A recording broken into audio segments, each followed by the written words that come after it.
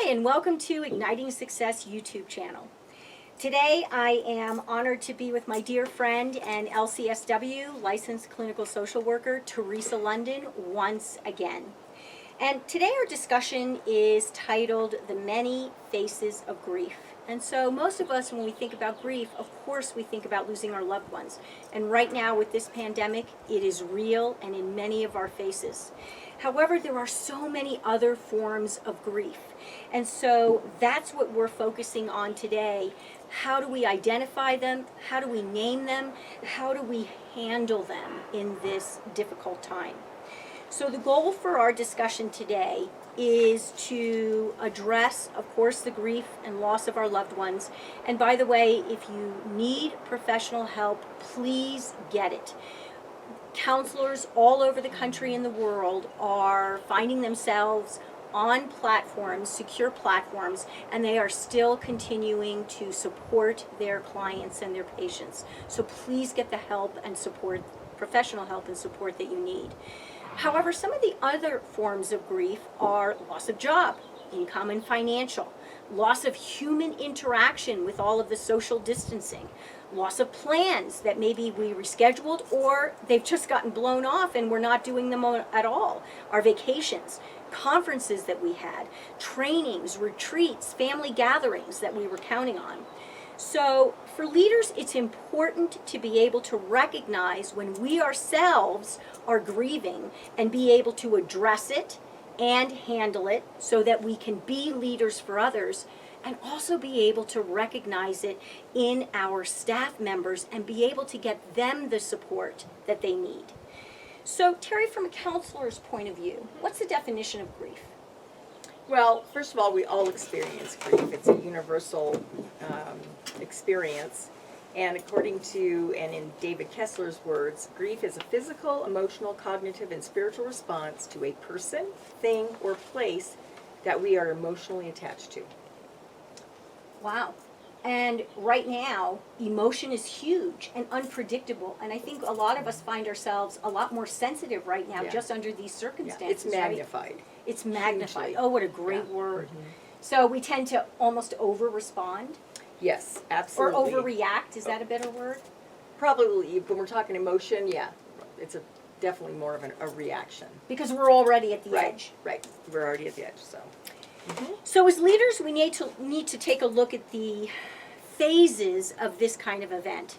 And of course, the first one is shock. It's the wow. Oh my gosh, what just happened? Because it just pretty much caught us off guard. And then the uncertainty that creates, both physically and psychologically. Am I going to get this? Are my family members safe? What does the future look like? And then we come to the turning point, which is where a lot of us may find ourselves right now. And so businesses are starting to open up again. We still have all the social distancing. What is this looking at? So we're right at the turning point right now. And then we will be moving forward. And then, of course, once we really do start moving forward, we may repeat this whole cycle again because we have no idea what's going to happen. If there's another wave of this pandemic, we're going to be back into shock, uncertainty, and marching through these steps again. So Qualtrics surveyed 2,000 employees. And down below in the discussion area, I have links to the article where this information came from.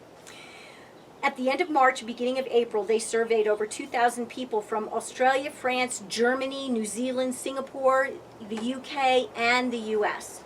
And what they found was that 41% of people said that their mental health has declined. 44% of those who are now working at home say their mental health has declined. Unemployed workers are saying 48% of their mental health has declined. And in organizations, 44% of individual contributors saying their mental health has declined. 40% of C-level leaders, that's 40%, mental health has declined. And 41% of managers, 24% say their anxiety is up, 20% say their stress is up. So what's contributing to all of this? The virus itself, of course, financial pressure and uncertainty, being stuck at home, loneliness, missing social interaction, fears about job security and the future. What are some of the symptoms of this? Emotionally exhausted, increased feeling of sadness, more irritable, more confused, increased insomnia, maybe higher levels of anger, frustration, feelings of guilt. Terry, what would you add to that list? Well, I think you did a pretty good job of covering that. Just definitely a lot of heightened emotions and a lot of it fear-based, of course. And a lot of it fear-based, yeah. And fear can really send us spinning. Absolutely. So with all this in mind, what can we do to head off some of this stress and anxiety? The first thing we need to do is look at our own perspective, our mindset. Terry, tell us about that. Well, first of all, our perception of loss or an event is really a key factor in how well you're going to work through that and how you're going to recover from it and how you're going to plan for the future. So I don't know if many of you have heard of black and white thinking. So that's a new term to me. What does that mean? Okay, so black and white thinking is really about the lens that you have. It's a combination or culmination of your life experiences, some childhood stuff going on that all is the way that you view the world or the way you view difficult situations. There's people who are very resilient and then there's people who have a really difficult time getting through those moments. So that has to do with our wiring. It has to do with your wiring. Is it a good thing? Is it a bad thing? Is there no gray area? So there has to be some gray for you to be able to get through some tough times. And another one would be, is it the worst thing that's ever happened to you, or can you look at it as it's an unexpected chapter in your life? Or an opportunity that creates new possibilities for Exactly. us to learn, And grow, do something different, think Right. a different way. What's the gift? What What's is the gift gift? in the situation? that Right, you're and we're going to currently talk in? about that in a few minutes. Yes, and I have one more thing to say about the emotional lens, is that all of us tend to have a specific way that we look at things. So we can be gray. Some people might be flexible in their thinking that way. But if you are a black or white person, it's all or nothing. That's going to make it a little more difficult. So as an example, you might wake up and you can say, well, here's another crappy day in my crappy life.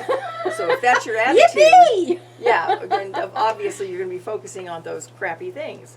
The other thing is to remember that the power for you to get through this, the power is in your lens.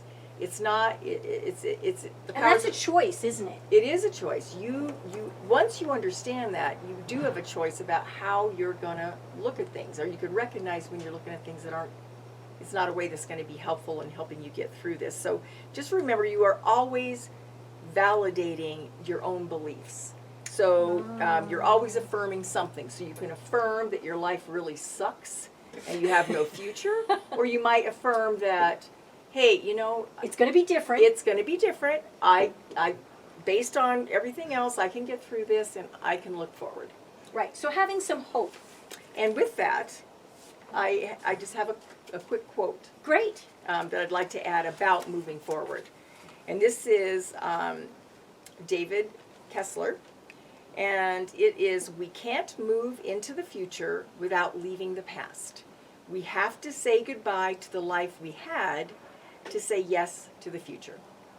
Yeah, and things are definitely going to be different. They're gonna be- We're going to have a Absolutely. new normal. And we don't even know what that's going to wind up being Right. like in the end. That's right. And it's funny because experiencing a new normal is a very common term used when we're grieving the loss of a loved one. Absolutely. Because it's yes. a new normal without that person. So we're going to have a new normal, leaving how we have lived our lives, now leading them in a different way. Yep. In so many ways, yes. So Terry and I talked about this prior to filming this, and we talked about how do we deal with grief? What are some ways we can process grief? Well, there's several different ways. We can, of course, practice gratitude, and there's a lot of science around the value of thinking about what are the things I'm grateful for. There's journaling, which is one of the things we're going to be focusing on today, and Terry has a great exercise for us. Letter writing, taking the time to write a letter to our loved ones. And if we take a look at some of the unintended gifts from this pandemic, Terry, what are some of the unintended gifts you've experienced from this pandemic? Well, one is really slowing down. And if I dare say it, watching a lot of shows that I have never had time to do. It's been really, really a lot of fun. Yep. Spending more time with my family. Yep. More time with my horses. Yep. And just in general, relaxing a little bit more. And so it's so interesting because we've all been running around for most of our lives, right? Saying, oh, I'm too busy, I'll do that when. And so Yeah. many of the things that we now have an opportunity to do Exactly. have, used to fall to the bottom of the list. Now we have an opportunity. So it's a choice whether we choose to take advantage of that or not. Exactly. Lots of choices. So there's lots of webinars and podcasts out there, reading more books. Terry Free said, concerts. yes, lots of free concerts. Oh my gosh, so many musicians have stepped up and played their music right in their homes. It's wonderful. Playing games with family, real conversations. The time to sit down and have conversations that we maybe have been brushing under the carpet. Opportunity to learn, watching webinars and podcasts, documentaries, and what a great opportunity for self-care. My husband and I, we have been going out and walking 3 or 4 times a week, and we're walking 2 miles a clip. So we're walking anywhere from 2 to 8, 9 miles a week, which is great. And there's lots of free workouts on the internet right now, and time to reflect. And this is one of the things that typically falls all the way to the bottom of the list, is going deep within ourselves and reflecting. So when we think about tying this back to leadership, we want to make sure that we remind our staff members about some of these things that we can take advantage of. Just give them a reminder. So Terry, tell us about journaling. And by the way, there's so many great journals out there. I brought some to show you. This one's called 40 Days and Nights, and it's really beautiful. It has lots of quotes, and it gives you opportunities to stimulate your thoughts for journaling. Always believe that something wonderful is going to happen. And right now, that could be difficult. So there's lots of, and this is just an empty journal, but there's ones that have quotes. There's one, this one's called Mindful Journaling, and it gives you different things to think about each time you journal, and I really like this one. And then, whoops. And then for those of you who have lost loved ones, this is a beautiful journal. It's called the Angel Catcher, and it's a journal of loss and remembrance. And it's a beautiful way to, it's guided, it takes you through things that you can write down about your lost loved one and track your journey of grief and honor that journey. So Terry, show us your journal. Well, I just happen to have one, and the title of it is Don't Fence Me In.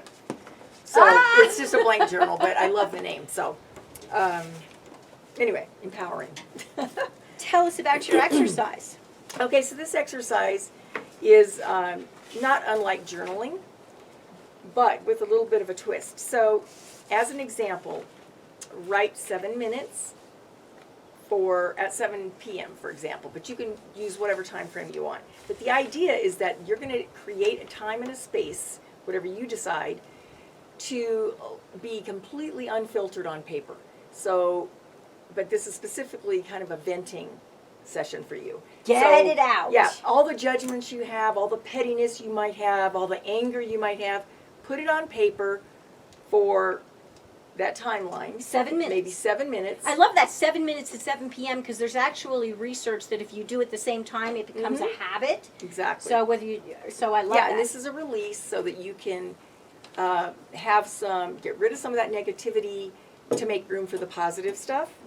And what I have found is that people sometimes report sleeping better after doing this for like a week or more, and also just overall having a better outlook on their future and what's going on right now. Yeah.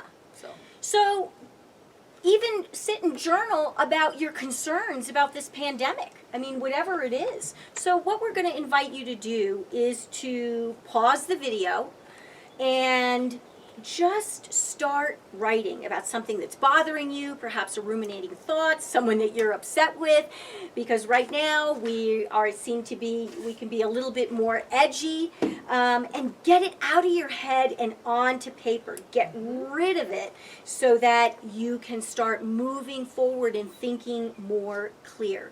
So we challenge you to go ahead and pause the video and go deep and reflect on things that may be bothering you.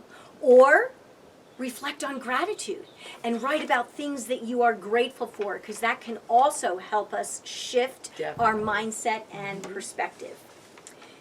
So as leaders, I just want you to think about how you can relate to yourself. What is it that you're grieving? Remember that statistic, 40% of leaders are saying that their mental health has decreased through this as well, with the additional responsibility and concerns about their businesses. So please take good care of yourself, take good care of your staff members. A very good dear friend and amazing author, Alan Wolfelt, he has this great book, The Wilderness of Grief, Finding Your Way. And Dr. Wolfelt is an educator and author, a grief counselor known across North America for his compassionate messages about healing and grief. And so I'd like to close with this beautiful quote that he has in this book. Let the life of this journey be just what it is: confusing, complicated, at times overwhelming. I must keep opening and changing through it all until I become the unique person who has transcended the pain and discovered self-compassion, and a vulnerable yet grounded me who chooses to live again. We will be living in a new world, a new normal. And hopefully our video was helpful for you today.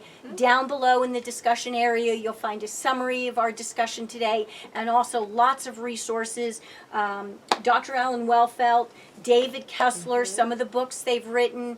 Please let us know how we can support you. Give us a thumbs up on this video. And most of all, please stay healthy and safe, mentally, physically, emotionally, and spiritually. Thank you for joining us today. Thank you.